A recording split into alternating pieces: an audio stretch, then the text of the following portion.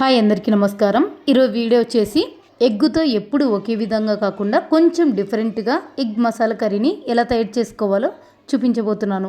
ఈ curry rice, రోటీ, చపాతీ ఎందులోకైనా సూపర్గా ఉంటుంది, వెరైటీగా ఉంటుంది, టేస్ట్ కూడా చాలా బాగుంటుంది. ఫ్రెండ్స్, మరి ఎగ్ మసాలా కర్రీ ఎలా తయారు చేసుకోవాలో వీడియోలోకి వెళ్ళి చూసేయండి.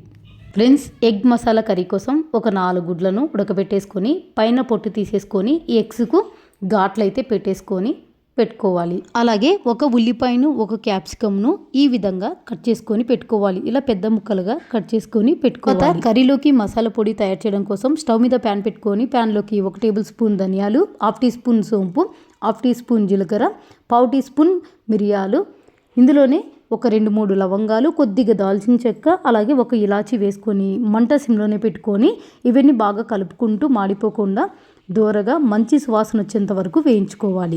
చూడండి, ఇవన్నీ బాగా దోరగా వేగిపోయినాయి, అలాగే కాస్త కలర్ కూడా చేంజ్ అయిపోయినాయి. చూడండి, ఇప్పుడు స్టవ్ ఆఫ్ చేసుకొని వీటన్నిటిని ఒక ప్లేట్లోకి తీసుకొని చల్లారబెట్టుకున్నాక ఫైన్ పౌడర్ లాగా తయారు చేసుకొని పెట్టుకోవాలి. తర్వాత సేమ్ అదే ప్యాన్లోకి 1 టేబుల్ స్పూన్ నూనె అయితే వేసుకోవాలి. నూనె వేడయ్యాక ఇందులోకి ముందుగా కట్ చేసి పెట్టుకున్న ఉల్లిపాయను, క్యాప్సికమ్ ముక్కలు వేసుకోవాలి. వేసుకొని మంట సిమ్లోనే పెట్టుకొని లైట్గా ఫ్రై చేసుకొని పక్కన పెట్టుకోవాలి.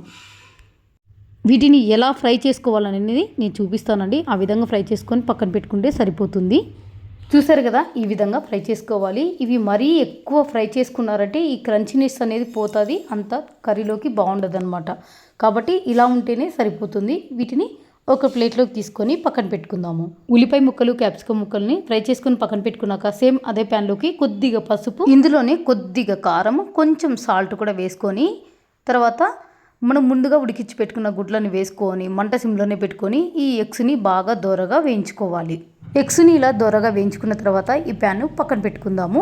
ఇప్పుడు ఎగ్ కర్రీ తయారు చేయడం కోసం స్టవ్ మీద కడాయి పెట్టుకొని కడాయిలోకి ఒక 4 నుంచి 5 టేబుల్ స్పూన్లు అయితే నూనె అయితే వేస్తున్నాను. ఈ కర్రీలో కొద్దిగా నూనె ఎక్కువ ఉంటే టేస్ట్ బాగుంటుంది. నూనె వేడయ్యాక ఇందులోకి ఒక 2 ఉల్లిపాయలను సన్నగా కట్ చేసుకొని వేసుకోవాలి. మంట సిమ్లోనే పెట్టుకొని ఉల్లిపాయ ముక్కలను కాస్త పచ్చివాసన వెళ్ళిపోయేంత వరకు కలుపుతూ ఫ్రై చేసుకోవాలి. ఉల్లిపాయ ముక్కలని ఈ విధంగా ఫ్రై చేసుకున్న తర్వాత ఇందులోకి ఒక 1/2 టీ స్పూన్ ఫ్రెష్గా తయారు చేసి పెట్టుకున్న అల్లం వెల్లుల్లి పేస్ట్ వేసుకొని పచ్చివాసన వెళ్ళిపోయేంత వరకు కలుపుతూ ఫ్రై చేసుకోవాలి. అల్లం వెల్లుల్లి పేస్టు పచ్చివాసన వెళ్ళిపోయేంత వరకు ఇలా బాగా ఫ్రై చేసుకున్న తర్వాత ఇప్పుడు ఇందులోకి ఒక 2 టమోటాలను మెత్తగా మిక్సీ పట్టుకొని వేసుకోవాలి. ఇందులోనే కారానికి తగ్గట్టుగా 1 టీ స్పూన్ కారం అయితే వేస్తున్నాను. ఉప్పు, కారం అనేది మీ రుచి తగ్గట్లు వేసుకోవాలి.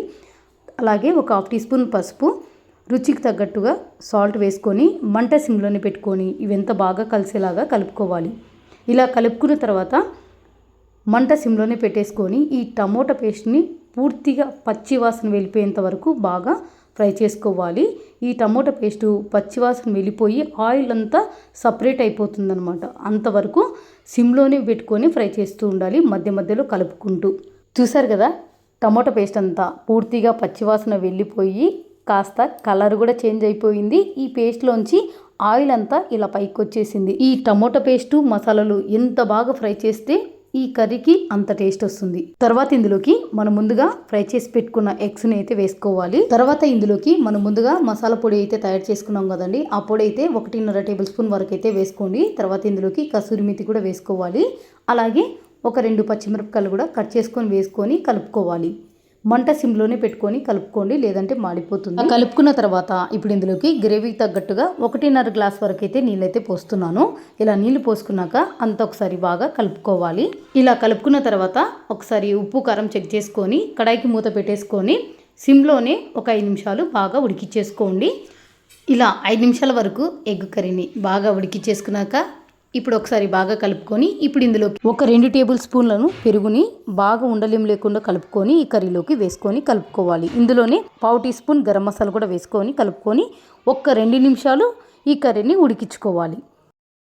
2 నిమిషాల వరకు ఇలా కర్రీని బాగా ఉడికించుకున్న తర్వాత ఇప్పుడు ఇందులోకి మనం ముందుగా ఆనియన్స్ని, క్యాప్సికమ్ని ఫ్రై చేసి పెట్టుకున్నాం కదా, అవి కూడా వేసుకొని కొంచెం కొత్తిమీర వేసుకొని కలుపుకొని స్టవ్ ఆఫ్ చేసుకోవాలి. అంతేనండి, ఎంతో టేస్టీగా, చాలా సింపుల్గా, వెరైటీగా ఎగ్ కర్రీ అయితే రెడీ అయిపోయింది. ఈ కర్రీ చపాతీ, రైస్, రోటీ ఎందులోకైనా సూపర్ అంటే సూపర్గా ఉంటుందండి.